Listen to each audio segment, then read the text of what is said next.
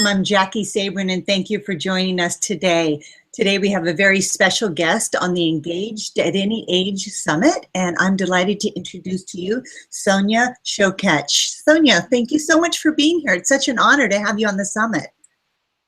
Oh, it's my pleasure, Jackie, and I love this subject and what we're talking about. Yeah, I'm excited to dive into the topic, but before we do, I want to tell the audience a little bit about you. Most people do know you, but for those of you who don't, you're in for a real treat. Sonia is a spiritual teacher, a sixth sensory consultant, and a transformational visionary guide. And she's also authored 19 international best-selling books about intuitive awakening, personal and creative growth, and transformational leadership capabilities that reside within. And you've done just tremendous work. You're an inspiration to me, to so many women, and men for that matter, across the globe. And so I do value and appreciate you being here. And you've been doing a lot of work with the sixth sensory, the intuition, and was hoping that you can share with these women that are really wanting and desiring a relationship in their lives, and maybe need at a point in their lives where, as I am 50 and maybe having to recreate their lives, or maybe giving up hope that they may not have that relationship, and just how, what advice and wisdom you would share with them about just listening to their intuition and talking a little bit about intuition and how you've used that in your own life. Okay, well, the first thing that I teach my students and would love to share with your people is that the best foundation for intuition and for creating relationships that really uplift your true nature is to start by knowing who you are and not depending on other people to define that. And it's not something that especially women think about. We're very clear about who we're helping, who we're serving, who we're uplifting, who we're nurturing, who we're taking care of, but we're less clear and less accustomed to thinking about who I am. And not just who I am in terms of my accomplishments, my age, my family, the people I'm in relationship with, who I am in terms of my spirit. So I like to encourage my clients to start there. For example, I know that I'm a good teacher, and I know that I love people fearlessly. And I know that I am a great adventurer, and I am very intuitively tuned in. I know that. I know that I'm creative and that I have a beautiful energy. And I don't need anybody to tell me that. That's something I carry within my own being. So, for example, Jackie, tell who are you? How would you say you know who you are? If you could just say a few words. Yeah, I'm glad that you're saying this. So I know that I'm very present. I know that I love to give and teach and help people. I know that I love sports, and I know I love to read. I know I love to cook. I love beautiful food. I love to garden. I have, so, you know, I know all these things about myself. I know what I like to wear and where I like to go. And I know what I don't like. And that's an important part too, I feel. Right. Yeah. And this is something that when I ask my students in my classrooms, and they are mostly women, some of them say, I don't know. I hadn't thought about it. But if you want to tune into your intuition and you want to attract love in a way that you're aware of what is good for you versus not good for you, it really starts with knowing yourself. And I just want to comment that when I talk about who I am, I light up. When you talked about who you are, you light up. That light of the spirit is the part of you that is intuitive. So I would encourage the listeners to just pause for a moment and just see if you know who you are, because it begins there. All of this begins there. Intuition, love, attraction, creativity, peace within, it all begins by knowing who you are. So that's the first step. Great. And so in doing that step, is it just a matter of asking those questions and maybe starting to write down and getting clear, who am I? You know what I think is more powerful is speaking it out loud. Okay. Because when our voice is the chimney of our spirit, our voice carries with it vibration. And so there's one thing to write it down and kind of keep private, but to announce that, really, I don't know if you felt it, but I always feel, and I watch in my students when they say, I know who I am, your whole energy opens up and expands. Did you notice that? Yes. Yeah. Yeah. It felt good to know me. Yes. So I think it's saying that out loud. And here's the key to intuition is to use your voice.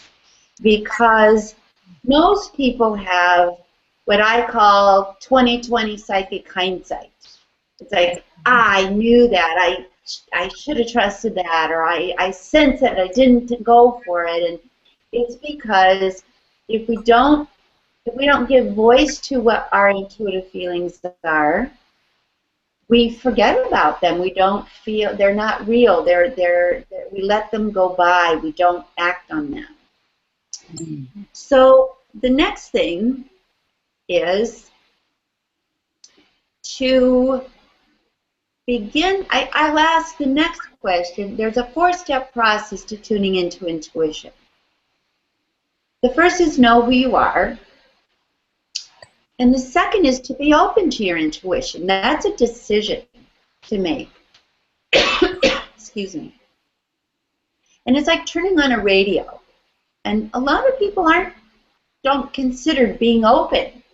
Just really being open to that your intuition is real and it's there and it can guide you.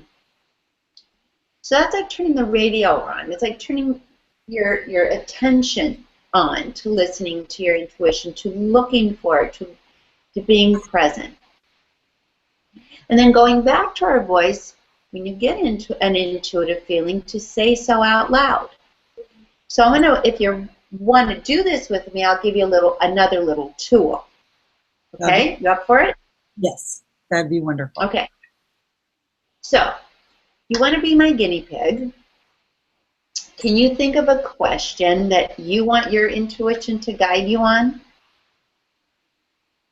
Yes. Okay. I can. Do you want me to say the question?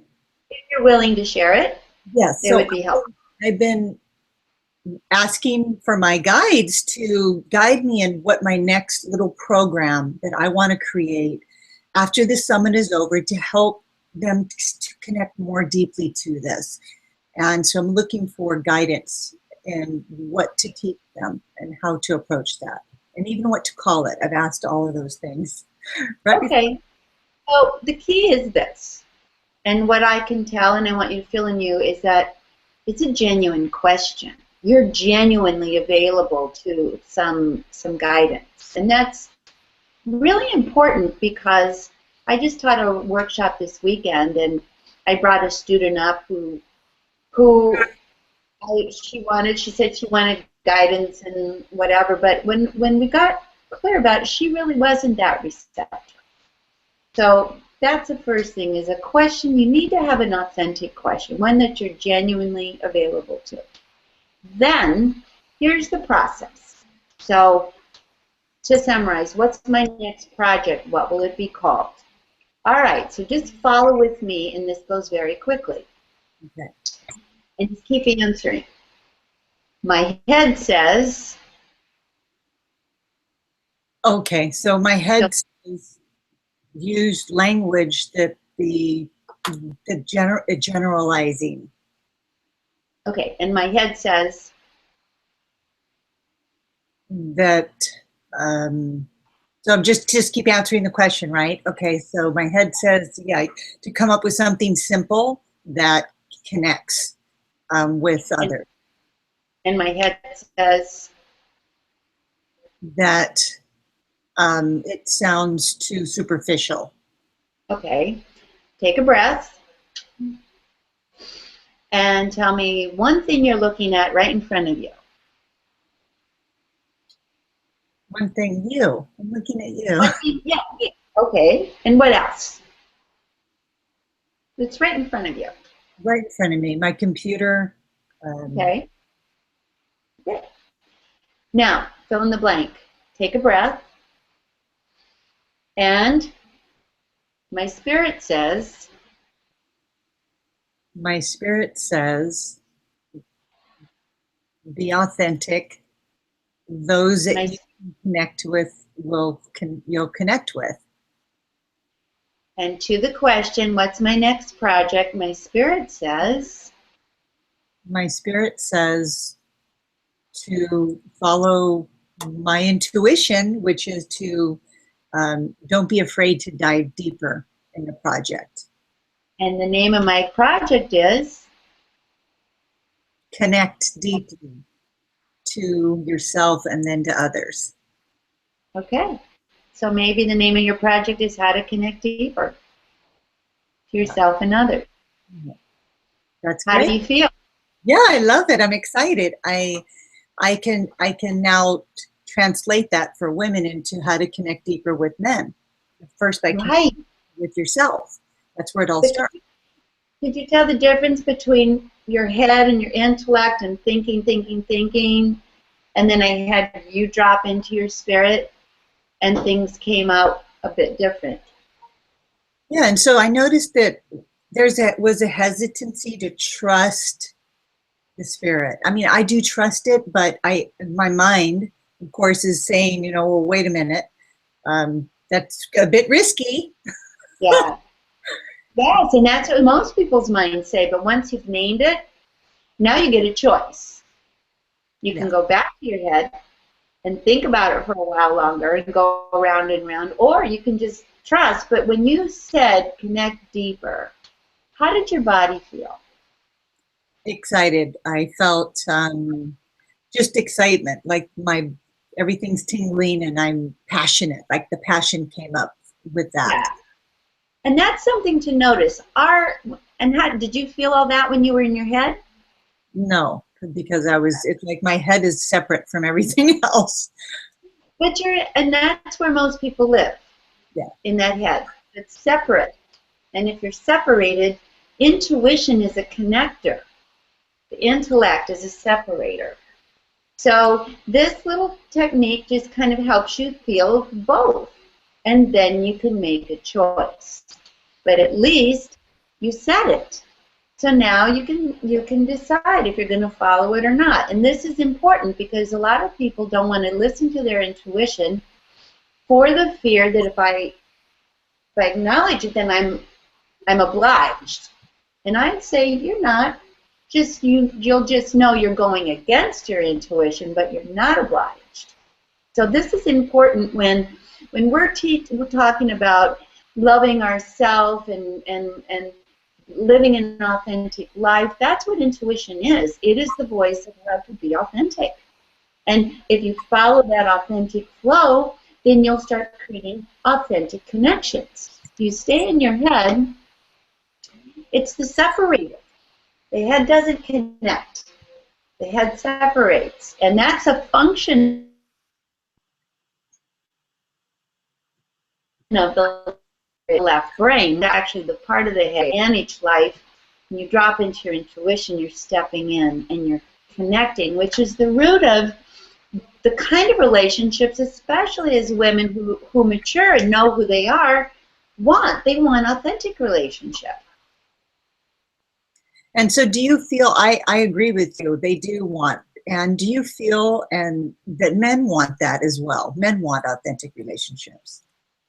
Absolutely. I think it's important to acknowledge that men may be less fluent in expressing that, but it doesn't mean that they want it any less. I think they just need a little encouragement and a little bit of support around that, and to expect good things around the relationships with men. The one thing I caution women about is don't be negative about men. I mean, especially women who are a little bit older, may have had some unhappy experiences, but you want to be careful not to be cynical or say, oh, men don't, men this, men that, because it's not true. They're just people, and I think that every human being wants a more authentic connection. They may not have the skill, but I think they have the desire. Yeah, I agree. And so they may not have the skills. So it would behoove women to skill up in this intuition department, to begin to trust themselves more, because they could be the leader, so to speak, and Absolutely. guide the man to a more deeper connection. And I do know that they long for that, but you're right, they don't necessarily have that language.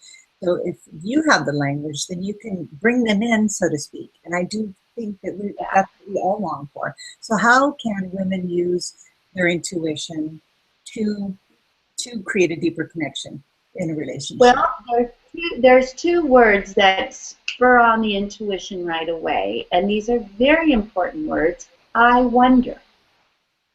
So rather than, you've got it all figured out, I wonder what my significant other needs. I wonder what he's really thinking. I wonder how we can have more fun. I wonder what he's afraid of. I wonder what I'm afraid of. I wonder how we can get through this, because the minute you say those two words, your eyes go up to the right brain, and that's where your intuition is. And they also go to your heart. So instead of, I have to figure it out, just say, I wonder, and then listen to your inner voice. Listen to those subtle energies. Give them a chance to answer, and put your hand right on your heart and say, my spirit says. Because this is where intuition rises. Give it a chance to speak, and speak it out loud. And you will be surprised. My head says, but I wonder what he's really afraid of. I wonder what I'm doing to block my own opportunities. I wonder what I'm afraid of. That's a very good question. And let your intuition guide you. And that's very important. Yeah, and so I like that you're saying speak it out loud. I love that. There's so much power in hearing what you're saying. And listen and feel the energy of it, because if it's intuition, everything expands. If it's your head, it contracts, and you'll feel it in your body, which is why I was bringing that question to you. How did you feel? And you said, I felt excited. I felt energy moving. I felt your face lit up. I mean, there are very strong signatures when you are tuning into your true self, your intuition, your inner voice, your authentic self. It's like turning the lights on in a dark room. Yes, yes, it is. And so when you were speaking earlier, saying that women, especially as we're getting older, sometimes things have happened in our lives. We've all suffered a certain amount of heartbreak if we're human beings. And how do we keep our heart open? Because you want to attract a relationship, but if you've gone through something, you haven't fully processed that. How do we keep an open heart? Well, I think it's very important for us to consider the value of forgiving, but know that it's not an attitude. It's not like, oh, I forgive that. Actually, wounds get stuck in our bodies, and that's real energy that we took in. So there's two pre-steps to forgiveness. The first is to know that a wound is born of two things. One, somebody either did or didn't do something that to us, and two, we interpret why. Like, he didn't call me because he doesn't care about me, and we assume our interpretations are correct. So it's our own interpretations of life that wound us the most, and they go in there because we assume that they think like us and they make choices based on the same way we make choices, which is not accurate. So first, if we realize that, we realize we also have the power to forgive. We can release it because our biggest wounding is our own interpretation. Mm. Secondly, it's helpful to move the energy and move it by first feeling it. You can't just push it away. Just say, I feel this and I'm going to go for a walk with it, or I'm going to swim with it, or I'm going to breathe. Even breathing is moving energy. So you have to ask yourself if you're willing to move that energy out of your body. And that's where the forgiving experience happens, is that we realize I let this energy stay stuck, and now if I can first honor it and begin to understand maybe my interpretation is the most wounding part of this, and I'm going to let it go, because whatever happened wasn't about my value as a human being. It just was their misunderstanding or limited awareness, or maybe our both of us, but it's not about my value as a human being. And then we go for a walk, or we breathe, or we do something to move the energy. That forgiveness then helps us open our hearts again to real love. And so, thank you for that. The forgiveness piece it's really everything. It is the one thing that will hang us up, so to speak, energetically in so many, and it affects us in areas of our lives. And so, so the work that you do, working with the sixth sense, the intuition, is there some step, and not really a step, but just a little piece that you can leave us with that we can begin to get more in touch with it? I like that I wonder, asking those questions. How do we start to drop more into that? Okay, well, there's a couple of things. Like I said, let's do the first one, what's the real question? Followed with my head says, my heart says. That's a tool. I wonder is a tool. Forgiveness is a way to open up so your heart can, because it's your heart that hears intuition, so it has to be open. That's another tool. And just getting in the habit of consulting. So you put your hand on your heart and you say out loud, my intuition says, fill in the blank. That's a tool. And then the biggest tool is, after that, write down what your intuition says. And that means you put value on it. You're saying, I'm acknowledging this. And then if you want your life to change, trust it. That's going to make all the difference in the world. Don't just get it and go, yeah, yeah, yeah. Just put some merit on that. Put some value on that. The truth is, it's not that elusive. Our intuition is natural. We just have to get in the habit of consulting and voicing it and then acting on it. And if you do these things, these three simple things, these little tools I gave you, you will have immediate results because your heart is intuitive. It just needs to be consulted. Oh, you just simplified it, Miss, perfectly. I am so grateful for that. Thank you. These are wonderful tools, and just with practice, it'll be a constant, just consulting with yourself instead of looking outside of yourself for the answers when you have them all right there. And so my intuition says that you have a wonderful free gift to share with our audience. Oh, I do. I have two gifts that I think are really important and will help you. And the first is, I have a beautiful course called The Answer is Simple. Love yourself, live your spirit. Because if you love yourself and you're living your authentic self, it is such a bright frequency that it attracts all good things, including whatever kinds of relationships and friendships and opportunities you seek. So that's a gift I love to share, and it will help anybody just fall in love with you, which is the best love affair of all, and sets the precedent for really good relationships with others. And the second is a guided meditation in how to forgive, in allowing yourself to forgive so you can start opening your heart again. And when I channel meditations, they match the frequency that we need to begin to heal our heart. So it's very powerful, and it brings about a lot of healing and a lot of opportunity just in listening to it. So I'm so happy to share those two things with your listeners.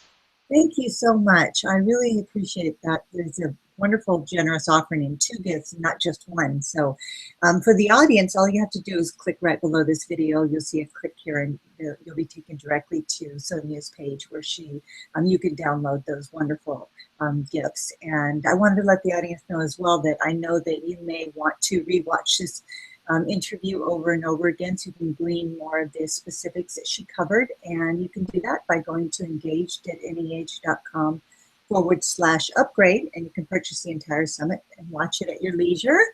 And so that's a wonderful opportunity if you want to take advantage of that. And Sonia, thank you so much for being here and sharing all of your wisdom with us. You've really opened my eyes and helped me work through something right here and now that I'm going to be putting together.